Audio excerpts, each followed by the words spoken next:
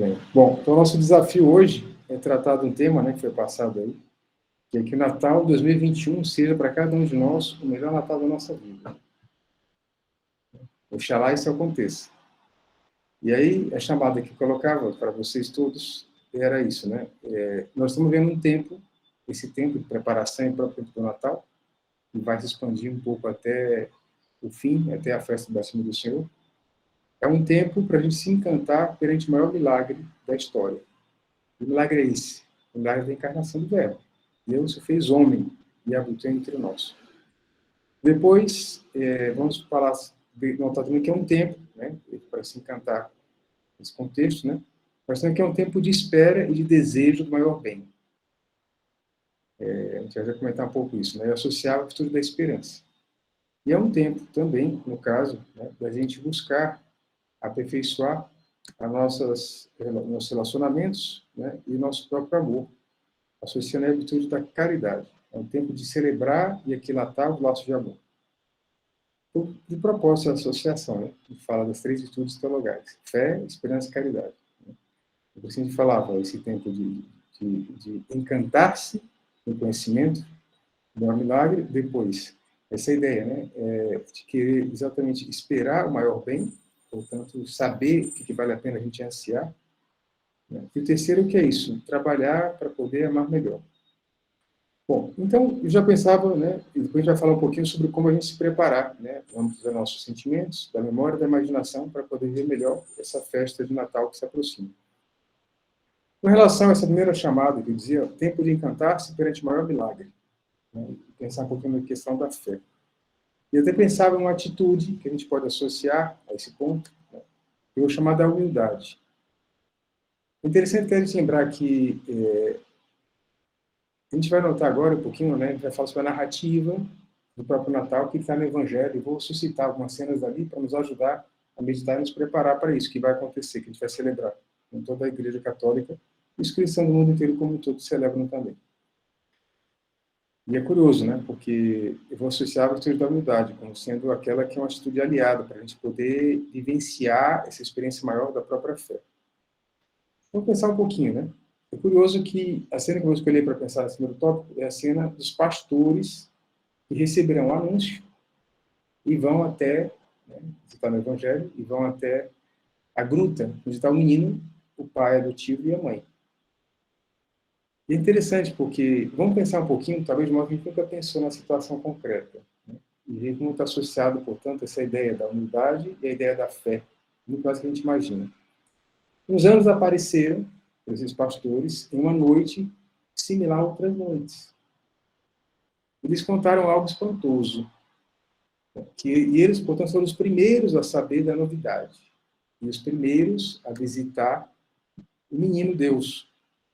E a gente simples, pastores, que acreditou naquilo. Agora vamos colocar um pouco na situação deles. Você trabalhou o dia inteiro, você cultiva a terra, você cuida dos cabritos, cuida das ovelhas, você está cansado. A gente celebra, né, o Natal quase meia-noite, porque se crê que realmente é esse horário que nasceu o menino Jesus. Então, o anjo terá aparecido a esses pastores, madrugada.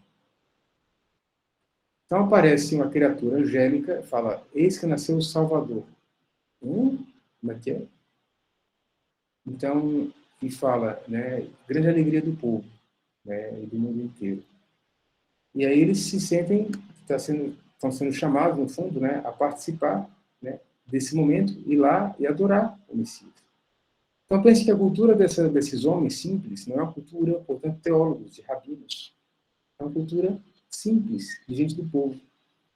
E essas pessoas, quando se levantam para irem, né, encontrar, adorar o Messias, que acaba de nascer, não tem ideia, como nós temos hoje, de modo muito claro, que é Deus feito homem.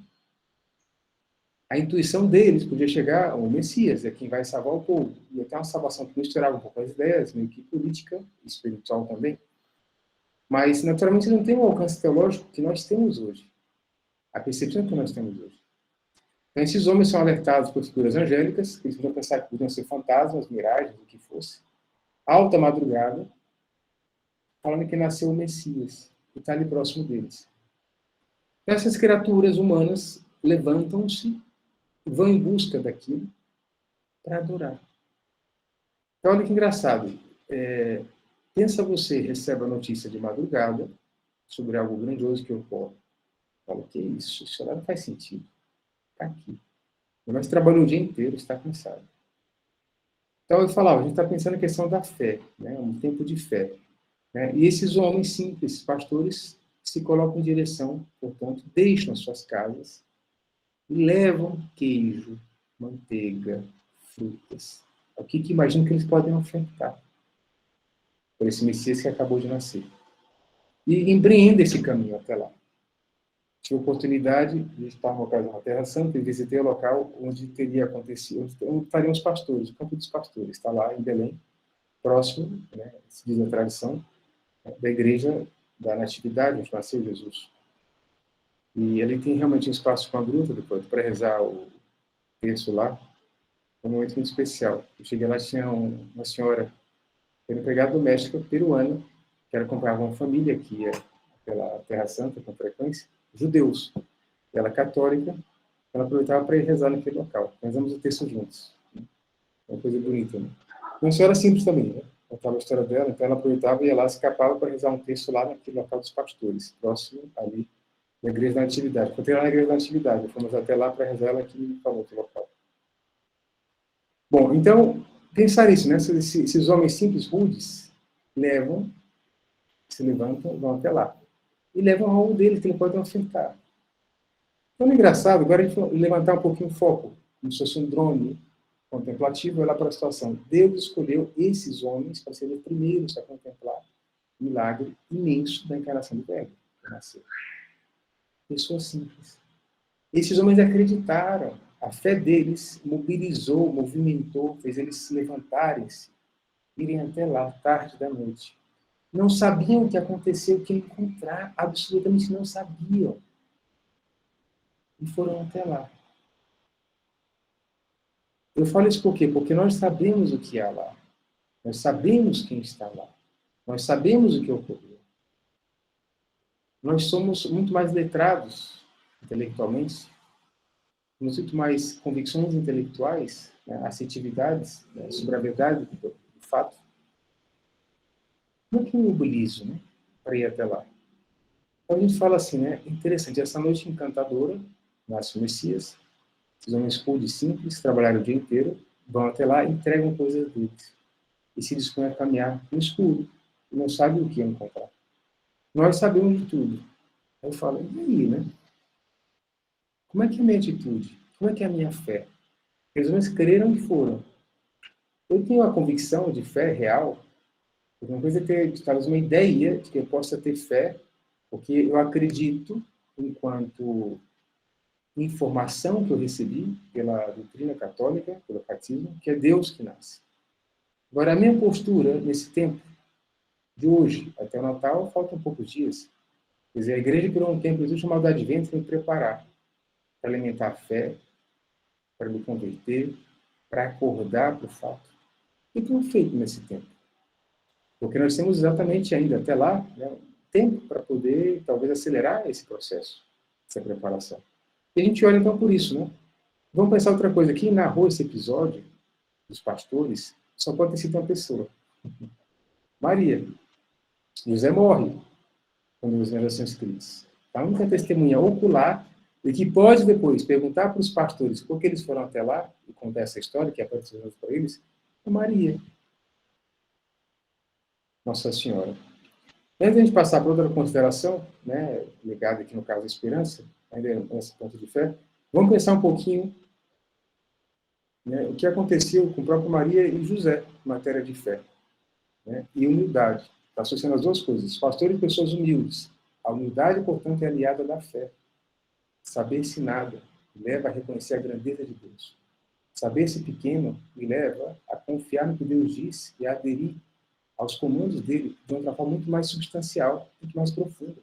Então, talvez, por trás dessa nossa falta de preparação, é que falta humildade. E ele fala que Maria e José são exemplos máximos de humildade. Maria fala, isso aqui é a serva do Senhor. Faça isso com a sua palavra. E José também. Vamos lembrar um pouquinho como é que Maria e José têm a fé deles. né? Porque eles foram até lá, aquele local em Belém, porque havia um recenseamento, não tinha nem ideia que ia acontecer, a providência divina, vão confiar. E enquanto os pastores vão chegar até o local, até lá, Maria e José vai passar por várias intempéries, várias contrariedades. Então, serenos. Maria, vamos pensar, eles tinham um projeto de vida. Diante de Deus, ela veio que era para ser virgem. Então, havia já essa promessa dela de não ter relação com homem algum. A gente sabe disso. Né? E José teria aderido também a esse projeto de Maria. Então, os dois seriam plenamente castos, e foram. Depois aparece o arcanjo, Gabriel, fala para Maria, né, Deus quer que você seja mãe do Messias. É interessante, né? E ela fala, como você fará isso? Eu não sei como seria. Né? Ela explica, né? Mas não fala para José. Então, muda os planos perante Maria. Maria diz que é serva do Senhor. Deus falou que era para fazer. Deus disse que era para fazer algo, agora parece que mudou um pouco o plano. Para mim, a revelação é progressiva para Maria também. Não é plena, ela não sabe o que vai acontecer. E ela se rende. A fé de Maria, portanto, a confiança está ligada à sua humildade. Então, talvez a nossa fé é pequena porque nos falta humildade. José, novamente, né, ele não sabe o que ocorre com Maria, percebe que ela está grávida, a gente já sabe da história do Evangelho, planeja se mandar, eu estou sobrando nessa história, não sei o que se passa. Maria é muito santa, eu acho que eu preciso sair daqui, desaparecer e vai cair em mim a culpa do que está acontecendo. E decide de fato ir embora. E aí Deus vai falar para ele em sonhos. Imagina a humildade de um homem que no sonho escuta a voz divina para aderir àquela verdade. No nosso caso, nossa, um sonho, não tem nada a ver. Imagina. Que isso? Maria, mãe de Deus? Como assim? Um sonho? Fantasia. A sensibilidade, a humildade. Essa fé. Porque é exatamente a associação das duas coisas, né? A gente pode pensar, é a associação da fé e da humildade aqui. Então, dizer, quanto maior a humildade, maior a possibilidade da fé arraigar. Então, novamente, se a nossa própria fé, às vezes, claudica, quiçá nos falte colocar a nossa parte essa humildade. Eu sou nada, eu não sou nada, Deus é tudo. Aderir à vontade do Senhor. E é nesse contexto que eu falo, sou cristão, sou católico, eu queria falar de vento, prepare-se. Eu não me preparo, não deveria. Falta humildade, né? Acatar o chamado da nossa mãe igreja. Colocar os meios, vivenciar cada dia a liturgia dessa temporada. É maravilhosa, a liturgia inteira para nos preparar, nos educar o coração, a vida contemplativa. Então, vale a pena investir na vida espiritual. Ou seja, não ter tempo para isso é falta de humildade. E logo falta de fé. Então, as duas coisas se juntam aí. Fé e humildade. E um tempo para crescer nas duas coisas. Deus escolheu nascer pobre. Deus escolheu nascer numa cidadezinha da periferia de Israel, que é uma colônia secundária do Império Romano. Deus nasceu que sua mãe fosse dona de casa. Mas Deus quis que você. Deus quis que o seu pai fosse um carpinteiro. Tudo é humildade. A gente passa então já para a segunda cena, que tem a ver com a esperança. E aí eu vou pegar o foco de outros personagens da nossa história do Natal. Os 6 magos. Vamos pensar um pouquinho, e aqui a atitude concreta que vou aliar, e que nos falta para nos preparar o grande Natal desse ano, é o desprendimento. A gente fala de reis magos, que elas são misteriosas. Eram líderes nas suas regiões, homens ricos, com bens, portanto, homens que tinham tarefas de comando, né? Pessoas que tinham alguma tarefa de comando, tinham também forma de responsabilidades e vão empreender um caminho porque intuem pelos astros, revela-se para eles que vai nascerá um novo rei daquela região e merece ser visitado, sabe que será um grande rei. E vão com essa perspectiva sem saber exatamente como é que é. Então, vamos pensar no desprendimento, eles vão deixar a região deles, o conforto deles, a segurança deles, vão arriscar-se, porque pelas estradas naquele tempo era risco de vida, ser atacado. Vão levar bens com eles para poder se manter. Podem ser assaltados o tempo inteiro. E fazem um grande percurso do Oriente, da Pérsia até lá. E não sabem tudo. Desprendem-se, inclusive, da segurança plena do caminho. Vão para perguntar para Herodes, mas vão. Então estão se desprendendo. É uma viagem, nós seguimos uma estrela, às vezes aparece, desaparece, com certa insegurança. E é a cena que vai acontecer. Vão chegar até lá, vão saudar aquela criança, vão verificar Maria e José, não sabiam nada de Maria e José, não tinham nem ideia que iam encontrar, não sabiam nada que encontrar. A gente às vezes esquece disso, né? É como se parece, estava tudo já um cenário montadozinho, Uma história, um roteiro. Minha amiga não sabia de nada. Andavam no escuro. Desprenderam-se, portanto, dos bens, das coisas, do seu tempo, das suas responsabilidades. Para o quê? Ir ao encontro desse rei. E aqui volta aquela ideia. Eles não sabem quem é, não sabem que é Deus feito homem. A gente sabe. Do que eu me desprendi para percorrer a preparação para chegar até lá? O que eu arrisquei? Das minhas veras tarefas importantes, quais que eu recortei para me preparar para visitar Cristo, para encontrar? O que eu separei para dar para Ele de bom e de valor?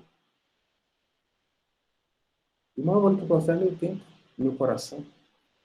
O ouro, incenso e mirra, a gente pode pensar em bens espirituais, no nosso caso aqui. Algo valor, algo que eu tenho valor, meu tempo começa por aí. Então é curioso, né? Porque, normalmente, esses homens vivem um desprendimento total. E tem essa esperança. Então, a esperança tem muito a ver com desprendimento.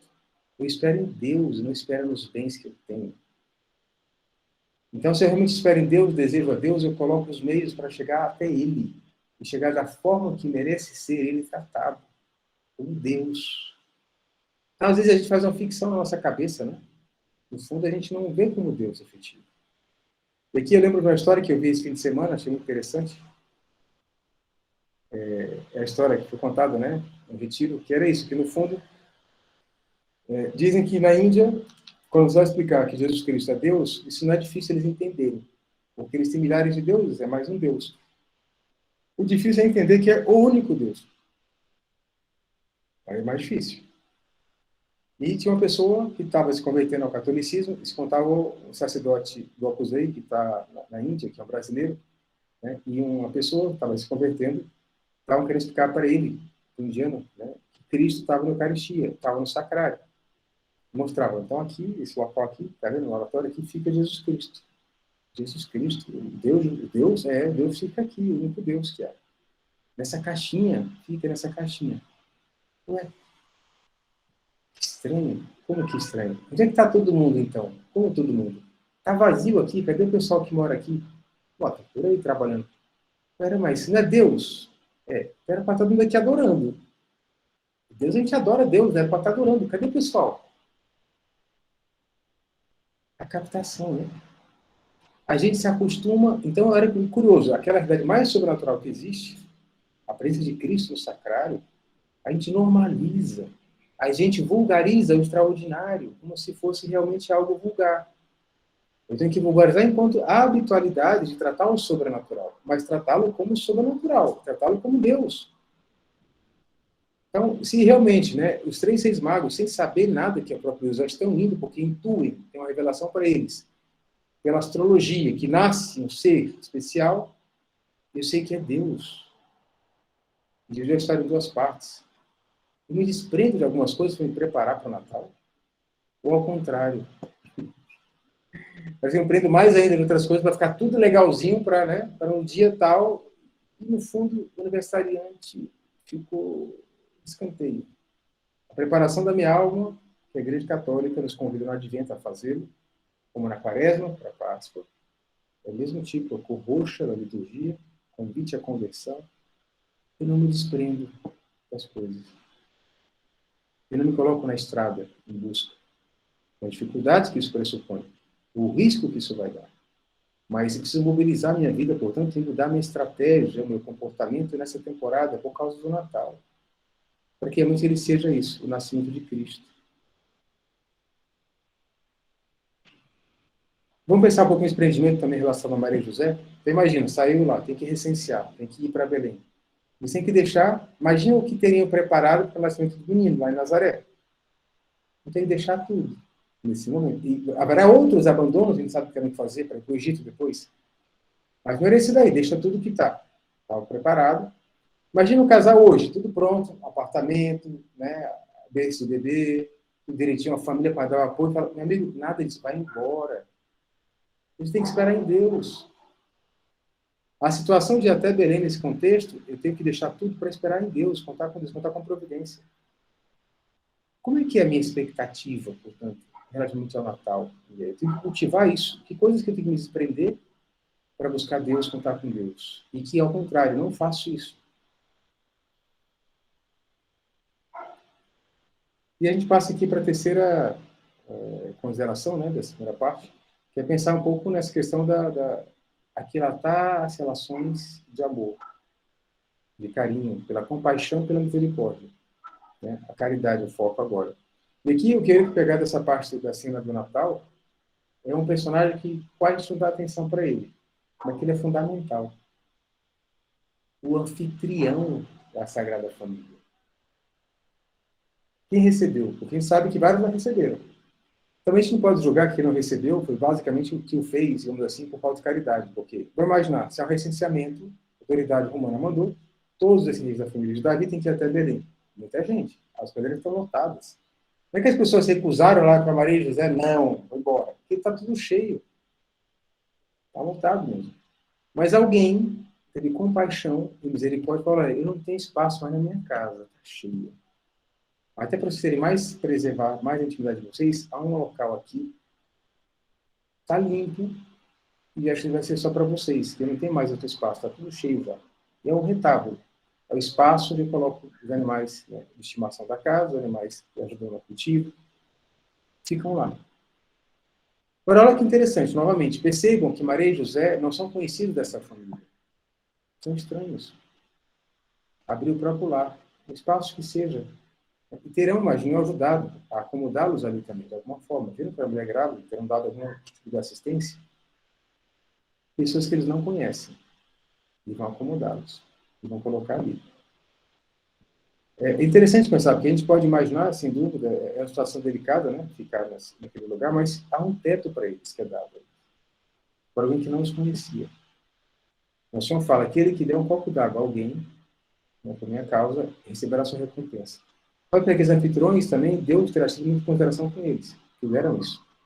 Mas o que chama a atenção nisso? Olha, eles podemos contar de Maria e José, não ficar conhecer, o problema não é meu, não tem espaço, tchau. Mas conseguiram arrumar um espaço para eles. Então, esse cultivar o relacionamento com misericórdia e compaixão. E o Natal é para a gente fazer isso, né? Retomar relacionamentos, aprimorá-los, cuidar deles. Muitas pessoas cultivam mágoas que no Natal acabam, às vezes, até reforçando. É curioso, né? Ou o julgamento sobre outras pessoas, que vai sempre depreciando-as. Isso não é próprio do Natal, né? Interessante a gente notar isso, né? Porque, no fundo, Maria e José teriam feito julgamento daquelas pessoas nas pousadas que não tinham espaço para eles, teriam feito juízos críticos. E aqui, vamos só pensar o seguinte, o ideal, né, é que a gente comece a pensar que nós temos 4 níveis diferentes para poder avançar na vida espiritual. Isso passa por avançar em atos interiores nossos também. Então, vou falar 4 níveis, né, que a gente pode imaginar, a gente pode aperfeiçoar. Então, primeiro, tem um mundo interior. O que é o mundo interior? Esse conjunto de impressões internas que a gente tem, de juízos críticos, de irritações, de sentimentos desconexos, uma imaginação translocada. Depois tem a vida interior, que é quando começa a organizar essa confusão mental, espiritual, né, tudo se mistura, qualifica. Né? Peraí, deixa eu organizar, tem hora de pensar, isso aqui é o sentimento, reconheço que é minha vontade, isso aqui é um afeto. Depois, há o que eu chamo já uma dimensão da espiritualização. Eu já faço uma classificação do que acontece nisso. Pensamento é correto, esse aqui é errado, esse juízo não convém, o sentimento está ajustado, esse aqui não está. E o 4º nível é o sobrenatural, em que eu já estou vivenciando essas realidades na perspectiva cristã sobrenatural. Eu quero pensar como Cristo, sentir como Cristo, julgar como Cristo, querer como Cristo. Então a gente vai a esse nível, né? Daquela coisa mais selvagem, vamos assim, até... Então, claro, Maria e José são perfeitos. Então, esse processo que começa no mundo interior, a vida interior, depois a dimensão espiritual, depois o sobrenatural, é muito rápido. Ele se organiza e se vê as coisas. Mas a gente para a nossa vida espiritual em algum nível, ficou no meio do caminho. E a gente acaba consentindo com isso. Né? Eu julgo as pessoas e não sobrenaturalizei meus juízos ainda. E nem sequer espiritualizei. Então, eu acho que eu tenho razão em pensar mal de alguém. Em cultivar um rancor e manter a distância. Isso não é cristão. Isso não é Cristo. Então, o Natal, a ideia do renascimento também é que a gente faça esse renascimento no nosso espiritual. Então, tem que pensar, como é que é nas dimensões? Eu falo, esses 4 andares, 4 patamares que eu dizia aqui, tem que passar em todos os âmbitos da minha vida interior. Eu posso pensar nos juízos, pensar na minha vontade, pensar na minha afetividade, tem que fazer essa purificação. Né?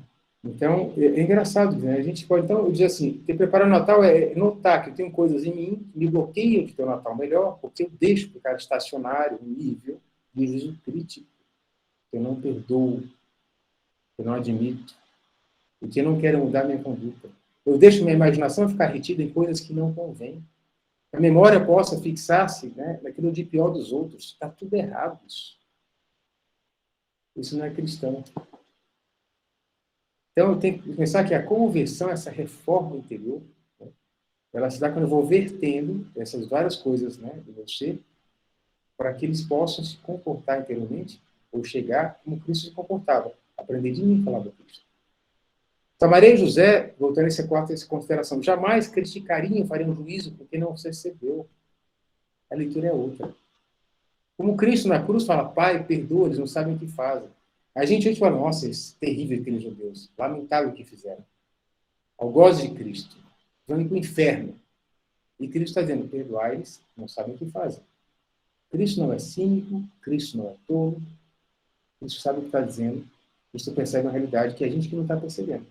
Então, no Natal também, essa ideia, né, de preparar a caridade, as minhas relações, eu tenho que depurá-las, reconsiderá-las.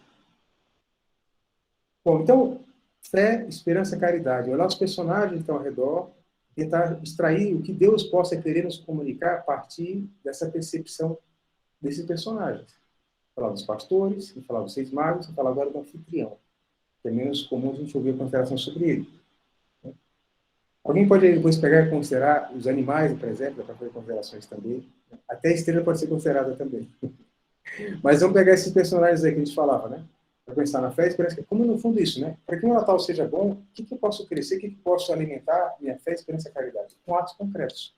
Eu associei as virtudes, a humildade, desprendimento, e aqui a compaixão e a misericórdia, perdoar. Perdoar. Eu gostou de falar, falei para algumas pessoas há pouco tempo sobre isso, né? É tal a necessidade de perdoar, que é o ato sublime do amor, que Deus nos fez prometer que se eu não perdoasse as pessoas, ele não deveria me perdoar. Ele nos fez prometer isso. Aonde? Na oração do Pai Nosso. Perdoai-nos as nossas ofensas, assim como nós perdoamos. E Cristo falou, perdoar até 7 vezes, até 70 vezes 7, quer dizer sempre. Há mais alegria por um que se arrependa, portanto que ganhe o perdão. Quando Deus perdoa, ele é feliz. A pessoa que ama, ela perdoa e é feliz ao perdoar. Se eu me recuso a dar o perdão a alguém, eu sou infeliz, eu não sou cristão. Então, quando Deus vem à Terra, Deus se faz homem, Deus nasce. Olha, eu tenho que pensar, eu tenho que perdoar as pessoas. Isso é que interessa, porque Cristo perdoava. E aí eu falava na segunda etapa da nossa conversa hoje, que era um pouco isso, né, de que é importante 3 tarefas, né, para ter um Natal grandioso. Harmonizar e imaginar o que se celebra. O que se celebra é o evento mais importante da história, que dividiu em 2 partes, antes e depois de Cristo. A festa mais importante do cristianismo é a Páscoa, né? E logo para lá dela está o Natal. Agora, a gente sabe que o Natal tem um charme, uma beleza, porque é um bebê que vem à Terra. É mais bonito, né? E na Páscoa, é lindo, né, a parte da ressurreição, mas a gente vive a Páscoa, a alegria dela, depois de grande sofrimento também, que é a cruz. Então, o Natal parece que é muito mais iluminado, né, nesse sentido. A alegria, o sorriso, porque tem a figura do bebê, né, o nascimento da vida, o projeto que vai surgir. E é para que a gente possa renascer com Cristo nesse instante, como vai ressuscitar com Cristo na Páscoa. Morrer e ressuscitar com Ele, que é para nascer com Ele. E nascer da forma que Deus quis que acontecesse isso. Mediante a humildade de personagens, mediante o desprendimento, mediante a compaixão e misericórdia de pessoas ao redor do menino que vai nascer. Bom, então, harmonizar o imaginário com que se celebra, deixar-se encantar por essas perspectivas, considerar isso, que a nossa própria imaginação trabalhe. Eu consigo, portanto, criar por dentro de mim, uma atmosfera própria, típica, para a vivência da temporada. Por resgatar as boas lembranças do que se viveu. Então, falo, Natal, reunião de família, né? É engraçado Deus que preserva isso, mas que seja realmente isso, porque a família de Deus é a minha família, a Sagrada Família é meu exemplo para mim, e ali todo mundo se ama e se perdoa. Maria não ficaria falando, ai, José, olha aí, não consigo nada, estamos aqui nessa gruta. É absurdo. E José, Maria, escolhida por Deus, olha aí, cadê? Ela podia ter tomado uma providência. Faz sentido pensar dessa forma. E depois, então, estimular os sentimentos apropriados, nossos sentimentos apropriados. E para isso eu tenho que realmente, talvez, né, isso, ler textos que me facilitem essa atmosfera interior própria do Natal. E fica a dica concreta, né? Vocês podem buscar um livro que chama Falar com Deus, coloca no Google Falar com Deus, Hablar com Deus, que é o original, e vão encontrar, são textos preparados pelos sacerdotes para a gente meditar a partir da liturgia da missa de cada dia. Nessa temporada, como a liturgia está calcada na preparação para o Natal, os textos dele para meditar e se preparar para o Natal são maravilhosos. Então, hablar com Deus, falar com Deus. Está lá a meditação disponível gratuito para você meditar. Do dia e o da véspera.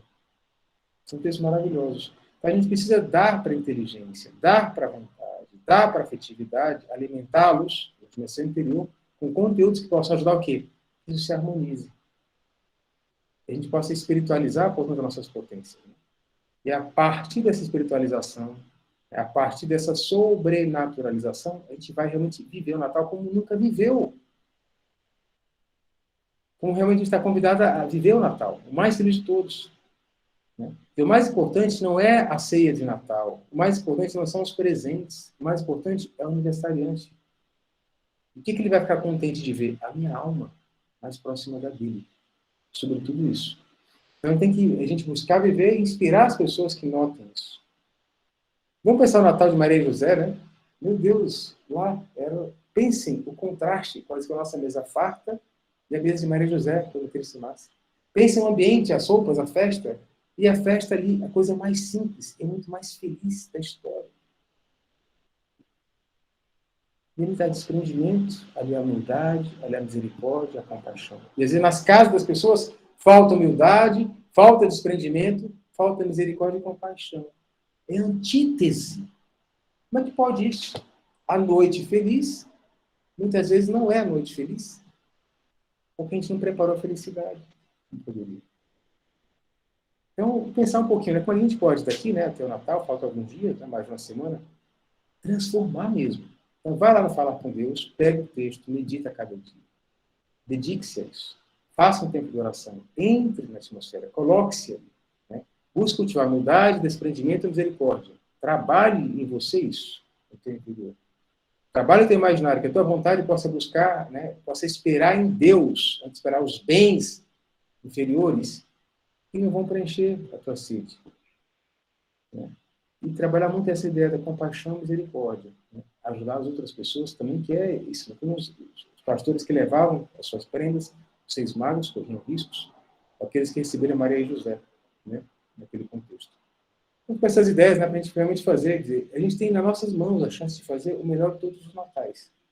E que realmente seja assim. Né? Que em 2021 a gente possa experimentar um salto na nossa vida, na nossa alma, a partir dessa experiência. E, novamente, né, e a cada ano, ao fazer isso, né, a gente vai também vivenciando, né, de uma forma mais feliz esse Natal. Então, a cada Natal que passa, vai ser realmente o melhor Natal da nossa vida. Então, que assim seja. Né? Vamos colocar um pouco desses meios, né, pensar um pouquinho, e a gente vai notar que diferença vai fazer. E se todo lar cristão for, no dia do Natal, esse lar mais iluminado, a partir dessa perspectiva, vocês imaginam quanto mais de felicidade virá sobre o nosso mundo. Porque a noite feliz vai ser realmente uma noite feliz. E vai fazer com que haja, né, esse compartilhamento da maior alegria da história humana.